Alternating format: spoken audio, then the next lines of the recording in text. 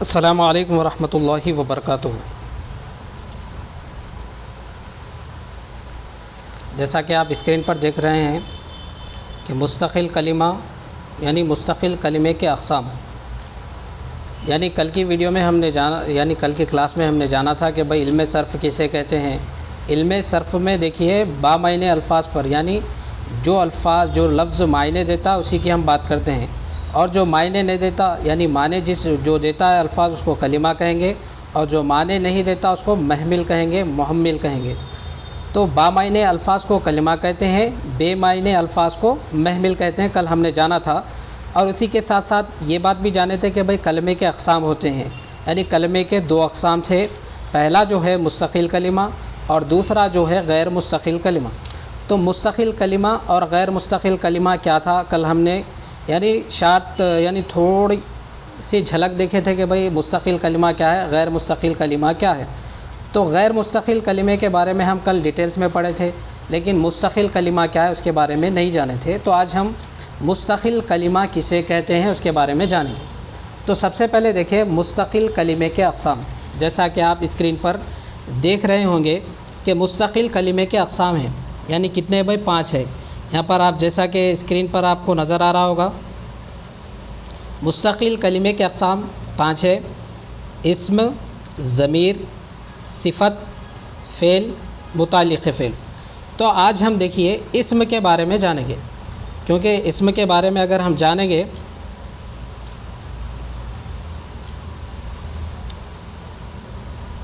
तो देखिए आज हम इस्म के बारे में जानेंगे। आप जैसा कि स्क्रीन पर देख रहे होंगे, इस्म आम यानी इस्म की 2 किस्में होती हैं। पहला देखें इस्म आम, इस्म ख़ास। फिर इस्म आम में 5 किस्में हैं, यानी उसके 5 अक़साम हैं, और इस्म ख़ास के भी 5 अक़साम हैं। देखिए पहले तो हम जाने के भाई मुस्तकिल कलिमे के 5 अक़साम हैं। मुस्तकिल कलिमे के कितने अक़साम हैं? 5। जैसा कि आप देख रहे हैं इस्म, ज़मीर, सिफ़त, फ़ेल, मुतालिक़ फ़ेल। अब जब इस्म हम पढ़ेंगे तो इस्म के भी फिर 2 अक़साम हो जाएंगे। एक रहा इस्म आम, दूसरा रहा इस्म ख़ास। यहाँ से ही टेट इम्तिहान में सवालात पूछे जाते हैं, यानी इस्म आम और इस्म ख़ास के जो अक़साम है उसी में से ही आपको सवालात पूछे जाएंगे। अब इस्म आम क्या है, इस्म ख़ास क्या है, वो हम जानेंगे।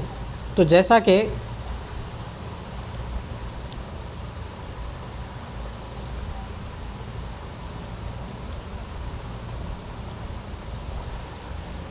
आपको स्क्रीन पर नज़र आ रहा है इस्म के अक़साम। पहले ये जान ले कि भाई इस्म किसे कहते हैं। किसी शख्स या जगह या चीज़ के नाम को ही इस्म कहते हैं। आसानी के साथ समझ लीजिए, किसी जगह को, नाम को या फिर चीज़ को, उसी को हम क्या कहेंगे भाई, इस्म कहेंगे। दुनिया में जितनी चीज़ें हैं वो इस्म कहलाती है, क्योंकि जगह तो रहेगी वो, या फिर चीज़ तो रहेगी, या फिर किसी, यहाँ पर देख सकते हैं किसी शख्स, जगह या फिर वो चीज़ रहेगी। दुनिया में जितनी चीज़ें देखिए भाई, शख्स रहेंगे या फिर जगह या फिर चीज़ें, उन्हीं को हम क्या कहेंगे भाई, इस्म कहेंगे। इस्म के देखिए 2 अक़साम हैं यहाँ पर, इस्म आम है, इस्म ख़ास। तो अब हम इस्म आम क्या है उसके बारे में जानेंगे। इस्म आम किसे कहते हैं? देखिए इस्म आम वो इस्म है जो एक ही किस्म के हर चीज़ का नाम है, जैसा कि यानी शहर, इमारत या मुकाम को ज़ाहिर करते हैं। देखिए इस्म आम वो चीज़ है, यानी वो किस्म है, यानी हर चीज़, यानी वो इस्म है जो एक ही किस्म के हर चीज़ का नाम है। यानी जैसे भाई शहर है, यानी कौन सा भी शहर हो सकता है। यहाँ पर मिसाल के तौर पर देखिए, शहर में हर तरह की सहूलियत होती है। यहाँ पर नाम मेंशन नहीं कर रहे, देखिए भाई कौन सा शहर है, बल्कि नहीं बोल रहे, यहाँ पे सिर्फ ये बोल रहे कि भाई शहर में हर तरह की सहूलियत होती है, सहूलत होती है, सहूलत फ़राहम की जाती है, यानी शहर में हर चीज़ मिलती है, शहर में हर चीज़ होती है, यहाँ ये बोला जा रहा है। लेकिन कौन सा शहर है वो नहीं बोला जा रहा है। शहर जो अल्फाज है वो कौन, यानी यहाँ अल्फाज कामन चीज़ है, यानी शहर जो अल्फाज इस्तेमाल किया गया है, कौन सा शहर वो डिक्लेयर नहीं किया गया। यहाँ पर शहर का अल्फाज यानी शहर अल्फाज इस्तेमाल किया गया, लेकिन कौन से शहर के लिए वो इस्तेमाल नहीं किया, इसी को हम कहेंगे इसमें आम। उसके बाद देखें क्लास के तमाम तुलबा शरीफ हैं। अच्छा, क्लास के तमाम तुलबा शरीफ है कहते हैं यहाँ पे, क्लास के तमाम तुलबा बोल रहे, यानी सबके लिए इस्तेमाल हो रहा है यहाँ पर।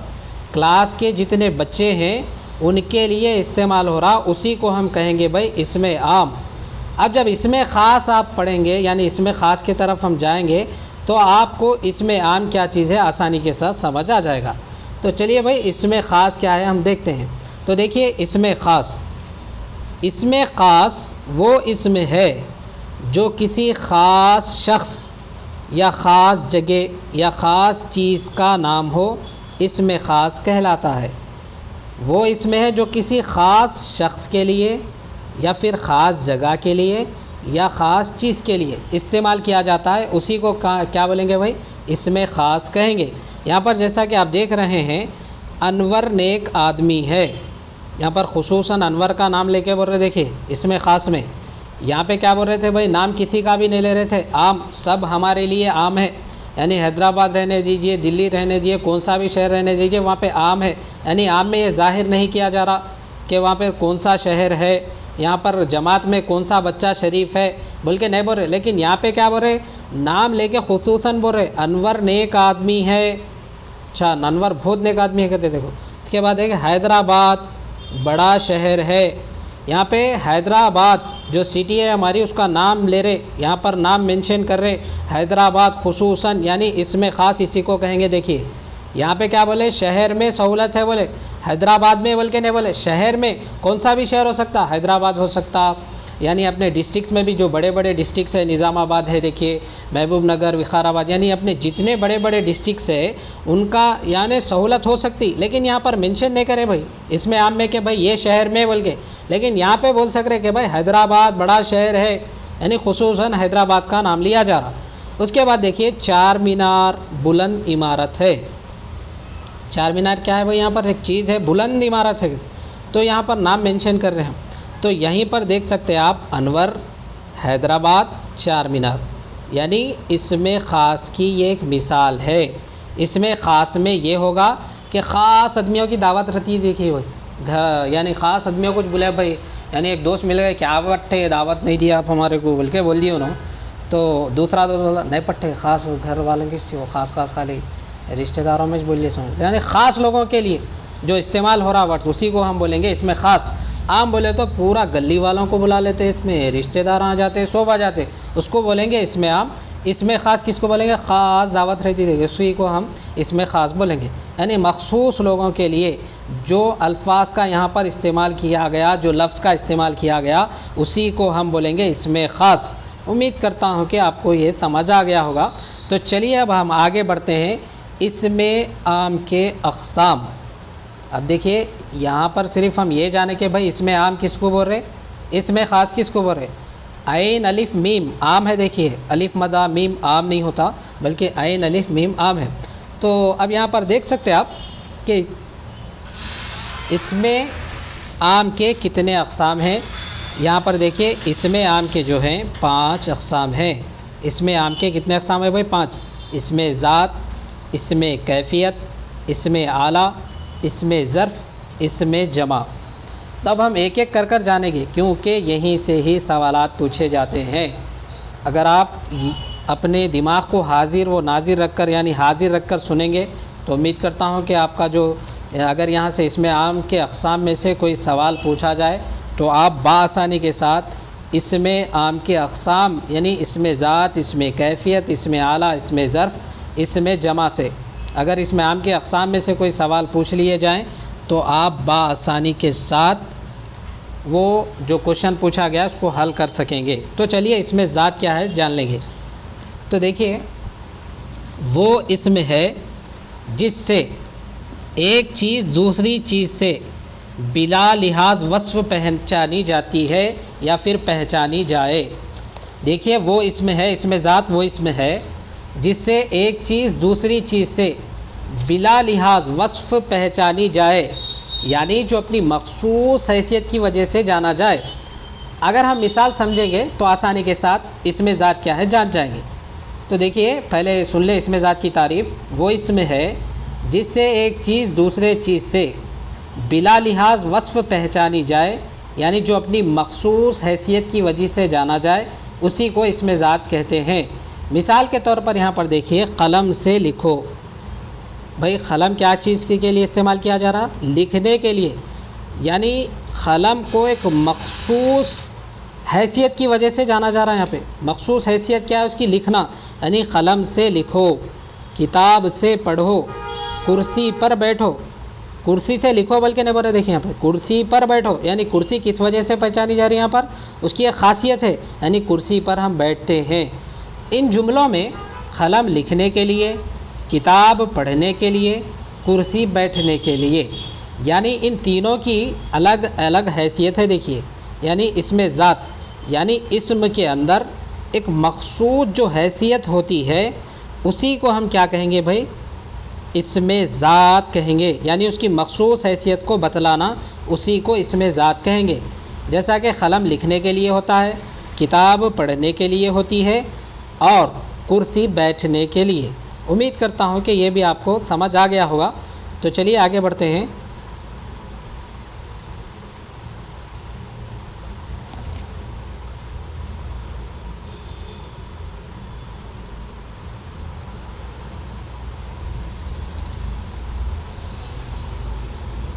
उसके बाद देखें इसमें कैफ़ियत, यानी अब इससे पहले हम इसमें ज़ात के बारे में जानें, अब हम इसमें कैफ़ियत के बारे में जानेंगे।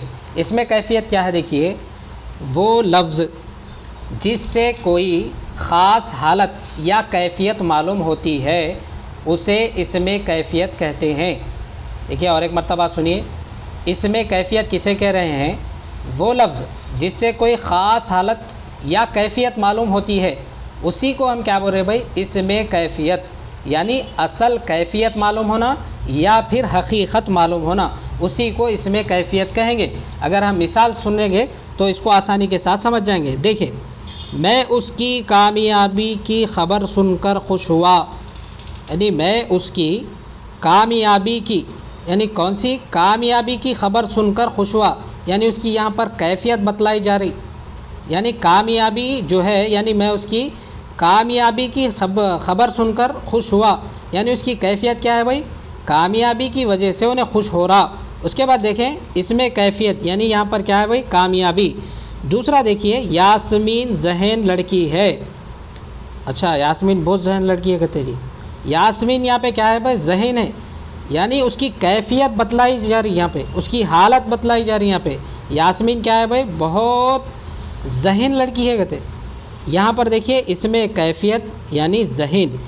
मरीज़ कमज़ोरी महसूस कर रहा है, यहाँ पर जो कमज़ोरी का अल्फाज है वही उसकी कैफ़ियत बतला रहा है। यहाँ पर मैं एक आसानी के साथ समझने के लिए ये कहूँगा, आप किसी से पूछेंगे भाई दिखने में वो शख्स यानी अच्छा दिख रहे भाई, फ़िज़िकली तौर पे अच्छे, लेकिन उनके अंदर की जो कैफ़ियत है, जो उनके अंदर की जो ख़ास हालत है, यानी दिखने में तो मस्त दिख रहे हो ना, अब जाके पूछे खैर खैरियत पूछ के आप सलाम दुआ कर लिए, और हज़रत कैसे है, या फिर और अब सहेलियाँ भी रहते ना भाई, कैसा बात कर लेते, और अच्छे है आप, ऐसा सुकून से बात कर दोस्ताना, और पट्टे खैरियत, देखने में अच्छा दिखता उन्हें, नहीं रे पट्टे सर में दर्द दे रहा बोल के बोलता, कमज़ोरी हालत में बोलता सर में दर्द दे रहा मेरे, यानी वही उसकी वो कैफ़ियत होती। फ़िज़िकली तौर पे तो उन्हें दिखने में अच्छा दिख रहा, लेकिन उसकी जो अंदर की हालत है, कैफ़ियत जो ज़ाहिर हो रही, उसके अंदर जो ख़ास हालत है वो ज़ाहिर जो हो रही, उसी को हम बोलेंगे इसमें कैफ़ियत। यानी यहाँ कैफ़ियत को ज़ाहिर कर रहा है, इसी को हम बोलेंगे इसमें कैफ़ियत। यानी वो लफ्ज़ जिससे कोई ख़ास हालत या कैफ़ियत मालूम होती हो। बोलते देखो वहाँ की कैफ़ियत सुने में ही क्या आपको घरों में बोल लेते देखो औरतों, वहाँ की कैफ़ियत मालूम हुई क्या आपको, खुसूसन वो बोल के वही कैफ़ियत मालूम करना समझा, आम ज़ुबान में उनकी ख़ास हालत मालूम होना, उसी कुछ कैफ़ियत बोलते। देखिए आसानी के साथ समझ आ गया होंगे अब तो। चलिए आगे बढ़ेंगे। उसके बाद देखिए इसमें आला, इसको तो समझने के लिए ज़्यादा वक्त नहीं लगेगा भाई। इसमें आला क्या है? देखिए वो अल्फाज जो आले या औज़ार के मानों में आए, इसमें आला कहलाते हैं। अब देखो, बेलन से रोटी बेलो, यानी मिसाल के तौर पर हम समझेंगे। पहले इसमें आला की तारीफ़ देखें। वो अल्फाज जो आले या औज़ार, औज़ार बोले तो मालूम ना भाई, औज़ार दरांती फोड़ा वो सब्बल ये वो तमाम चीज़ों को क्या बोलते भाई? औज़ार बोलते। यानी वो अल्फाज जो आले या औज़ार के मानों में आए उसी को इसमें आला कहते हैं। यहाँ पे यास्मीन क्या कर रहे, पढ़ना छोड़ दिए उन्होंने, बेलन लेके क्या कर रहे, उनके मम्मी बोल रहे बेलन से रोटी बेलो। टिटका के बाद में पढ़ना मगर पहले खाने के बारे में इंतज़ाम कर ले रहे लोग। रात हो गई ना भाई, पहले बाद में पढ़ना मगर कि पहले बेलन से रोटी बेलो। यहाँ पर जो बेलन यानी औज़ार का इस्तेमाल हो रहा, जो आले का इस्तेमाल हो रहा, यानी इसम में क्या है भाई, आले का इस्तेमाल होता है, उसी को हम बोलेंगे इसमें आला। आ गया भाई सबको समझ में। उसके बाद देखो सब्बल से ज़मीन खोदो। यहाँ पे क्या है, सब्बल क्या है भाई, औज़ार है, यानी इसम में यहाँ पर औज़ार का जो इस्तेमाल हो रहा उसी को हम बोलेंगे इसमें आला। उम्मीद करता हूँ कि ये भी आप आसानी के साथ समझ गए होंगे। उसके बाद हम आगे बढ़ेंगे भाई, इसमें ज़र्फ़ के बारे में जानेंगे। अब देखिए इसमें ज़र्फ़ के बारे में सवालात पूछे जाने के बहुत ज़्यादा चांसेस है, क्योंकि इसमें ज़र्फ़ दो किस्म के होते हैं। पहले यहाँ पर हम उसकी डिफिनेशन यानी तारीफ़ जान लेंगे, उसके बाद देखेंगे। इसमें ज़र्फ़ वो इसम है जिससे मकाम या वक्त और ज़माने का पता चले, इसमें ज़र्फ़ कहलाता है। इसके दो अक़साम हैं, ज़र्फ़ मकान और ज़र्फ़ ज़मान। देखिए पहले इसमें ज़र्फ़ किसे कहते हैं वो जान लेंगे। वो इसमें है जिससे मकाम या वक्त का पता चलना भाई, या फिर ज़माने का पता चलना, उसी को ज़र्फ़ कहते हैं। इसमें ज़र्फ़ बोल रहे, लेकिन इसके दो अक़साम हैं। कौन से, ज़र्फ़ मकान है, ज़र्फ़ ज़मान है। तो अब देखिए ज़र्फ़ मकान किसे कह रहे हैं वो जान लेंगे, जिससे मकाम का पता चले। अच्छा, इसमें ज़र्फ़ मकान बोले तो मकान के बारे में, चाहे वो कौन सी भी जगह का पता चल रहा, समझो मुकाम का पता चल रहा, उसी को क्या बोल रहे भाई, इसमें ज़र्फ़ मकान बोल रहे। देखिए जिससे मकाम का पता चलना, जैसा कि यहाँ पे घबराओ ना आप लोग, क्योंकि भाई इंसान पैदा हुआ तो उसको एक ना एक दिन मरना है। देखिए शेर ख़ारगी की हालत में भी इंसान को मौत आ सकती, जवानी के आलम में यानी मेच्योरिटी के आलम में भी इंसान मर सकता, यानी यंग एज में भी, और आखिर में तो ज़ईफ़ ही एक ऐसी हालत है, समझिए वहाँ तो हर किसी को जाना है। तो अब यहाँ पे जो मिसाल दी गई है इसको देख के डरना नहीं। इसमें ज़र्फ़ मकान जिससे मकाम का पता चले, उसी को मकाम का पता चल रहा ना भाई, उसी को हम बोलेंगे इसमें ज़र्फ़ मकान। जैसा कि ख़बरिस्तान, ख़बरिस्तान क्या है भाई, एक मकान का, एक मकाम का पता चल रहा उसे। ईदगाह यानी एक मकाम का पता चल रहा है, यहाँ पे समझ आएगा ना भाई। हाँ चलिए, और एक जने यहाँ पे, खैर अब यहाँ पे ज़िक्र नहीं करूँगा। इसमें ज़र्फ़ ज़मा, इसमें ज़र्फ़ ज़मा किसे कह रहे हैं, देखिए भाई जिससे वक्त का पता चले। इसमें ज़र्फ़ मकाम में किसका पता चल रहा, सिर्फ़ मकाम का पता चल रहा, उसी को हम इसमें ज़र्फ़ मकाम बोल रहे। और यहाँ पर देखिए इसमें ज़र्फ़ ज़मा में यहाँ पर वक्त का पता चल रहा, जैसा सुबह शाम, यानी यहाँ पे वक्त का पता चल रहा। रोज़ाना 8 घंटे पढ़ो, अगर टेट क्रैक करना है समझो 8 घंटे पढ़ना, बल्कि हर साल बोल रहे 8 घंटे पढ़ना, 8 घंटे पढ़ना। लेकिन उनके घरा में क्या काम है, उनकी मजबूरियाँ क्या है, वो कोई नहीं देख रहे, खाली यही बोल रहे 8 घंटे पढ़ो भाई, 8 घंटे कंपलसरी निकालना चाहते। मैं भी बोल रहा हूँ आप लोगों को 8 घंटे पढ़ो। पढ़ना बोलना आसान है, लेकिन पढ़ने के बाद समझना, समझकर फिर दिमाग में उसको जहन नशीन करना, और जहन नशीन करने के बाद इम्तिहान में वो आना, ये बहुत बड़ा मसला है। देखिए अब वहाँ पर इम्तिहान में आने के बावजूद भी उसको समझना, ये बहुत बड़ा मसला है। यानी कितने इसकी रिसाइकिल है। देखिए पहले तो पढ़ना, उसको याद रखना, फिर वो इम्तिहान में आना, इम्तिहान में आने के बाद भी उसको समझना, इतना बड़ा प्रोसेस है उसका। रोज़ आना 8 घंटे पढ़ रहे, क्या पढ़ रहे, खाली पढ़ना बोल के बोले, क्या पढ़ रहे बोल के नहीं, पढ़ने के बाद भी वो आना। और एक दूसरी बात देखो, ज़्यादा टेंशन नहीं लेना भाई। इंसान क्या है, देखिए गवर्नमेंट जॉब लगने के बाद भी उसकी ज़िंदगी गुजर जाती। यहाँ पे जितने सुन रहे वो लोगों के लिए ख़ास तौर पे बोल रहा हूँ मैं, गवर्नमेंट जॉब लगने के बाद भी इंसान ज़िंदगी गुजार सकता। अगर खुदा ना खास्ती नहीं मिली समझो जॉब, तो भी आसानी से ज़िंदगी गुजार सकता। लेकिन टेंशन में आके, डिप्रेशन में आके, क्या हो रहा बोले, थौला हो रही, क्या हो रहा, सिर में दर्द दे रहा, क्या हो रहा, बुखार आ रही, अरे रे रे क्या हो रहा, ऐसा कहीं को हो रहा, टेंशन कहीं को, एग्ज़ाम करीब में आ रहा। अरे एग्ज़ाम है, एग्ज़ाम को एग्ज़ाम के तौर पे लो, एग्ज़ाम आपकी ज़िंदगी नहीं होती, ठीक है ना भाई। जो भी होगा मालिक अपने मुक़द्दर में अच्छे के लिए रखा होगा, टेंशन न लेना ज़्यादा, ठीक है ना। यानी मैं ये बोलना चाह रहा हूँ कि भाई एग्ज़ाम को एग्ज़ाम के तौर पे देखो, ठीक है ना। तो चलिए आगे बढ़ते हैं। यानी उम्मीद करता हूँ कि आपको समझ में आ गया होगा। देखिए भाई, कोशिश करना अपना काम है, बाकी जो रिज़ल्ट रहेगा वो अल्लाह के ज़िम्मे छोड़ दीजिए। जो भी हो जाएगा देखा जाएगा, अल्लाह अपने हक़ में बेहतर करेगा, ये बोल के छोड़ देना। यानी रोज़ाना 8 घंटे पढ़ना, और यकीनन पढ़ना, क्योंकि वक्त बिल्कुल क़रीब है। और इंशाअल्लाह अगर कल आप लोग साथ देंगे ना, तो ये जो मुस्तक़िल कलीमे के जितने अक़साम है, यानी इसमें आम इसमें ख़ास के अक़साम है, बल्कि हम यहाँ पे लाइट ले रहे थोड़ा वो रहे।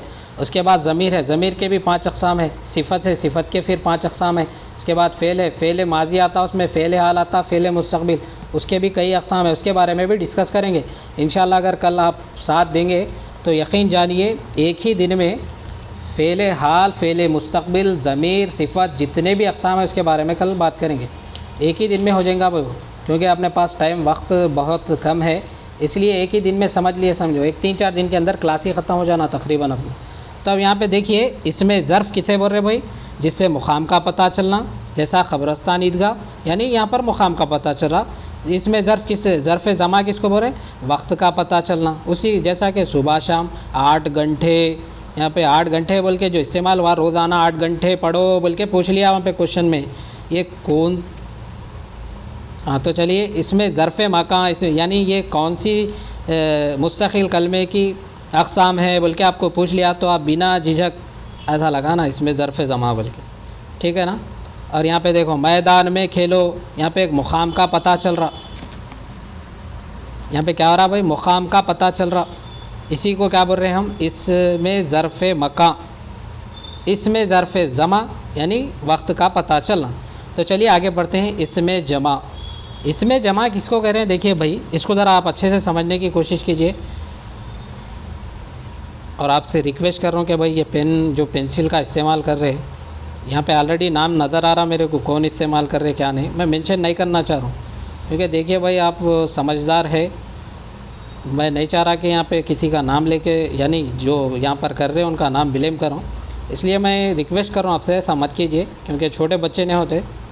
तो यहाँ पे देखिए, इसमें जमा किसे कह रहे हैं, वो इस्म जो एक ही किस्म के अफराद या चीज़ों के लिए बोला जाए, या ऐसे नाम किसी मजमूए का पता दें। इसको अच्छे से ज़हन में रखो भाई, मजमूए का पता देना, उसी को हम इसमें जमा कहते हैं। देखिए इसमें इस्म यानी इसमें जमा किसे कह रहे हैं, वो इस्म जो एक ही किस्म के अफराद या चीज़ों के लिए, एक ही किस्म के अफराद रहना भाई, या फिर चीज़ें रहना, या ऐसे नाम किसी मजमूए का पता देना। मिसाल के तौर पर यहाँ पर देखें, आप समझ सकते हैं, फ़ौज क्या है भाई, यहाँ पे फ़ौज बोल के है। देखिए तो यहाँ पर फ़ौज क्या है भाई, फ़ौज बोल के जब हम इस्तेमाल कर रहे हैं, यानी लफ्ज़न ये वाहिद है। लफ्ज़न अगर देखें फ़ौज तो ये वाहिद है, लेकिन माने के एतबार से देखें तो जमा है।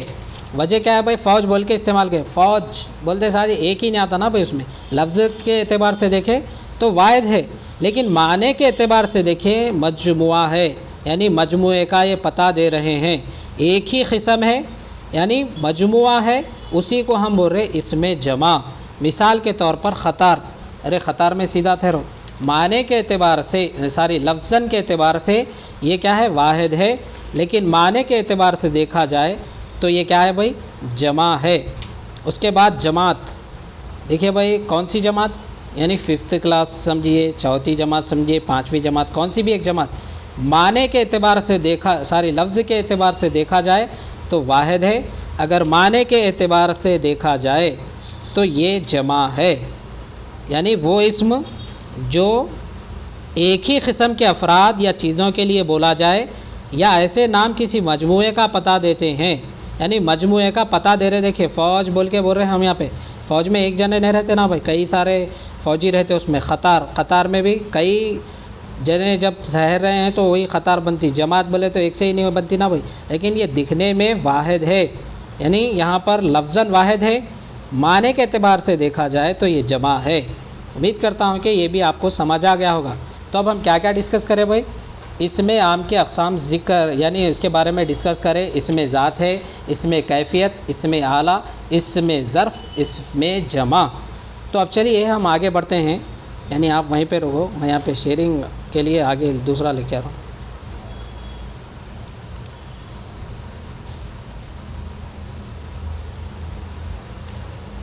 तो चलिए भाई अब हम इसमें ख़ास के बारे में जानेंगे। पहले हम इसम के अक़साम जाने, इसम के कितने अक़साम है, इसमें आम है, इसमें ख़ास है। फिर उसके बाद इसमें आम की 5 किस्में हैं, इसमें ख़ास के 5 किस्में हैं। तो इसमें आम के किस्में जो हैं हम देख लिए, अब हम इसमें ख़ास के बारे में जानेंगे। तो इसमें ख़ास के भी देखिए 5 अक़साम है यहाँ पर, जैसा कि आप स्क्रीन पर देख रहे हैं। कौन कौन से है भाई?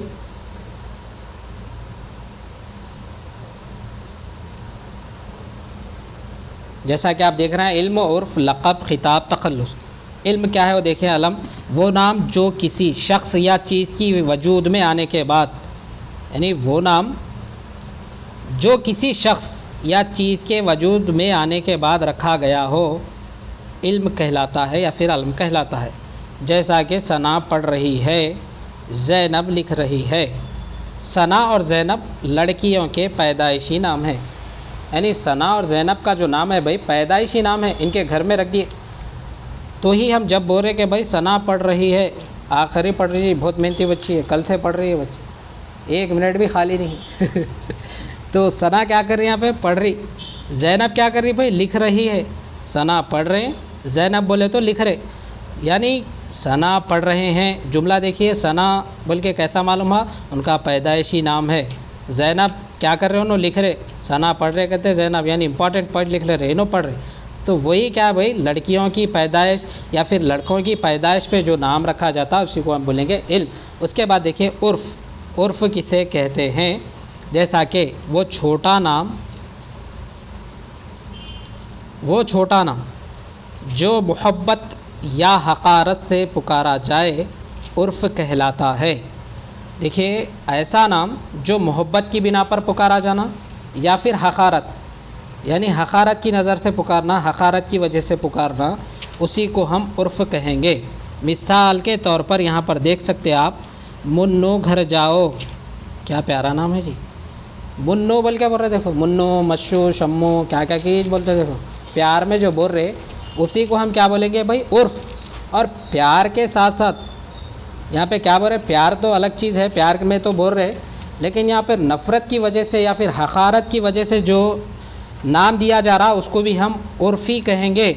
जैसा कि हामिद के भाई कालू को बुलाओ, क्या लफ्ज़ इस्तेमाल करें, ज़बरदस्त नोट है। देखिए हामिद के भाई कालू को बुलाओ, कालू बोलते साथ, अरे मेरे नको बोलो जी, बार बार सब जने बोलते जी, बोलते देखिए बच्चे, अरे कुछ भी बोलते। क्लासों में भी देखिए ज़र्रा एक कोई नाम, सारी ने मेरे को ऐसा बोल रहा सर, टीचर ही ने हमको ऐसा ये नाम से पुकार रहे सर।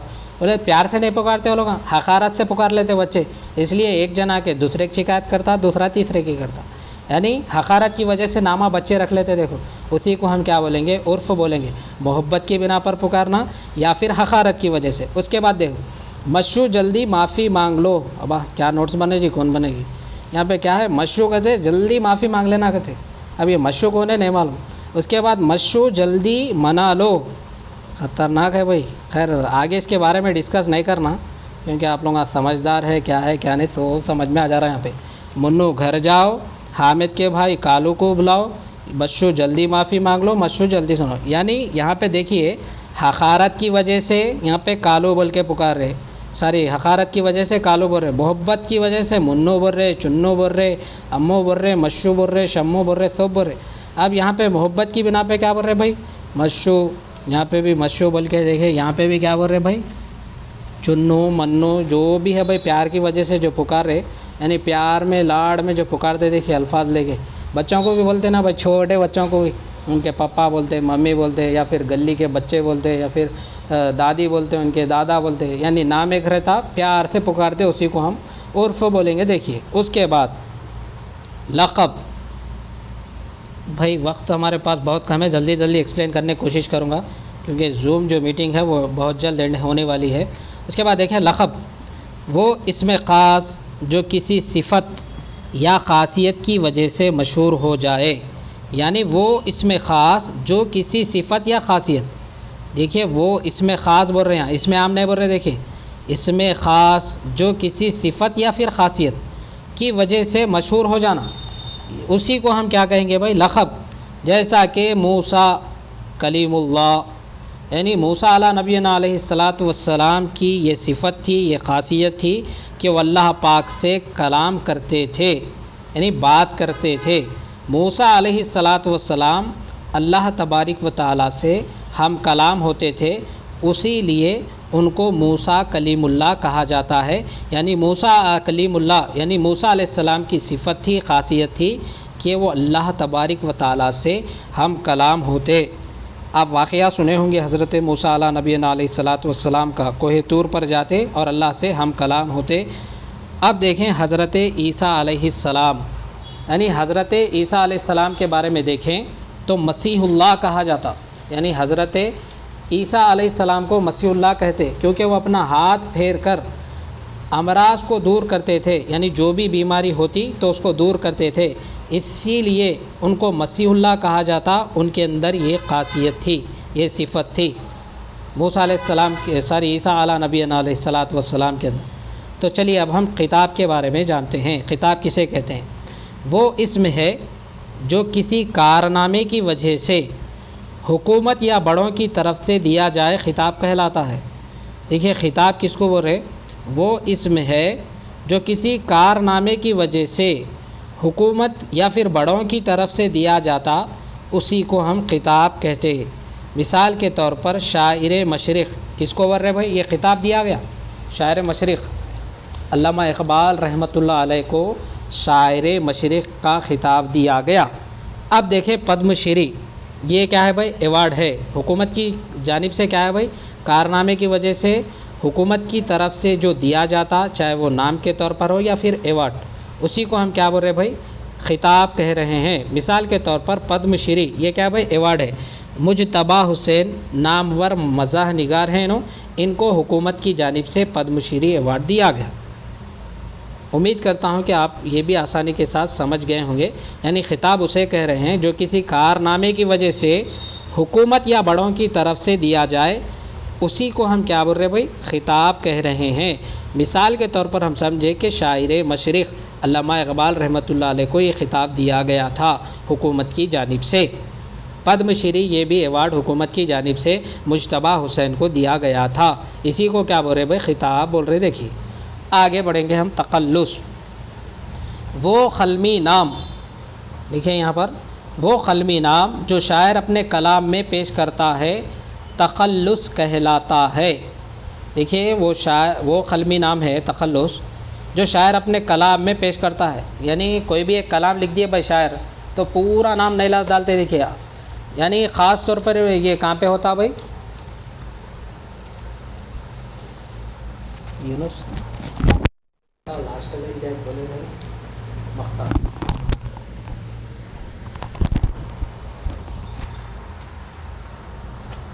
देखिए तख़ल्लुस किसे कह रहे हैं? वो क़लमी नाम जो शायर अपने कलाम में पेश करता है, तक़ल्लुस कहलाता है। यानी वो शायर कलाम में अपना नाम इस्तेमाल कर रहा, उसी को क्या बोलेंगे भाई? हम तक़ल्लुस कह रहे हैं। तक़ल्लुस किसे बोल रहे हैं? वो क़लमी नाम जो शायर अपने कलाम में पेश करता है, तख़ल्लुस कहलाता है। और ये जो क़लमी नाम है कहाँ पे मिलता है भाई आपको देखने को?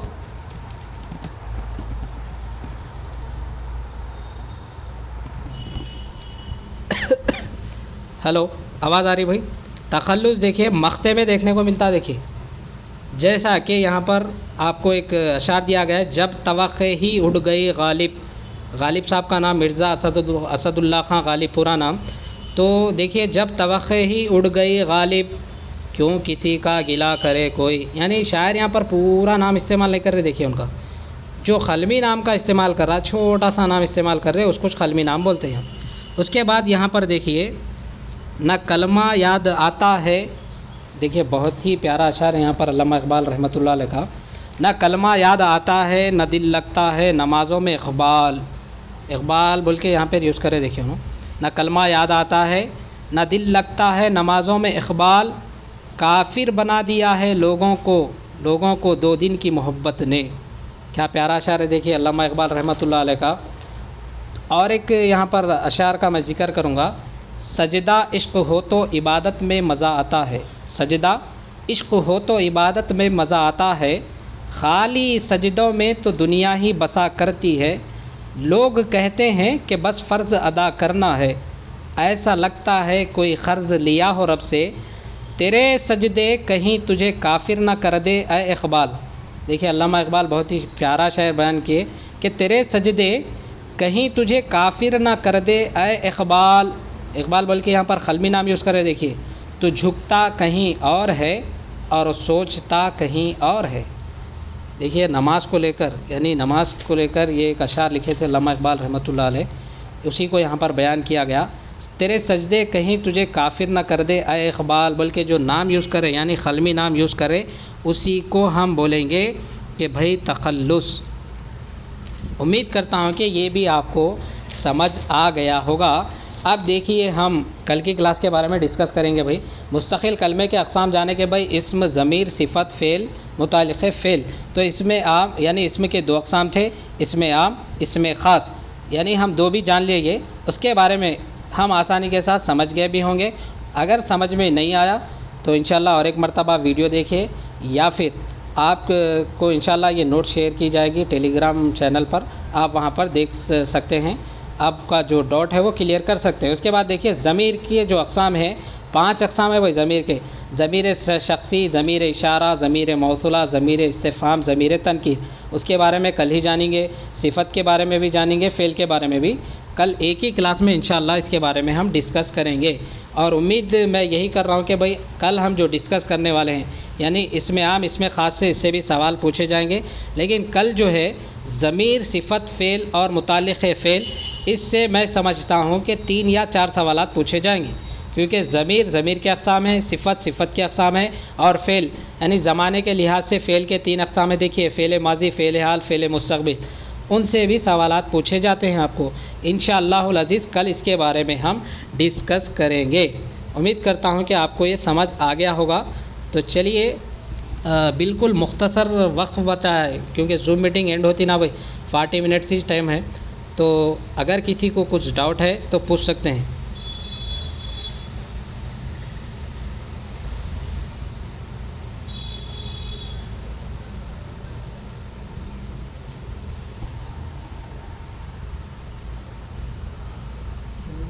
अरे ख़त्म ही हो गया। अरे 38 मिनट ही